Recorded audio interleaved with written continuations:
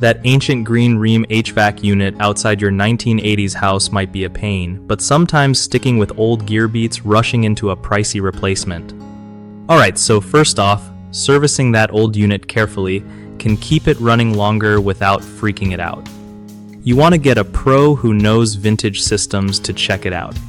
Don't just poke at it yourself and risk breaking the sacred pact, you know? Clean the coils occasionally yourself if you're up for it. Dusty coils make the system work harder, which means higher electric bills. Also, check the air filter regularly and swap it out if it's grimy. That's an easy way to keep airflow smooth. If the compressor still hums along, that's a good sign, so no need to rush for a replacement. Keep an eye on how cold the air feels. If it starts warming up, it might be time for a tune-up, or at least to think about options. And remember, even though older units can cost more to run, sometimes that cost difference isn't as big as people think. Just don't let it turn into a total money pit.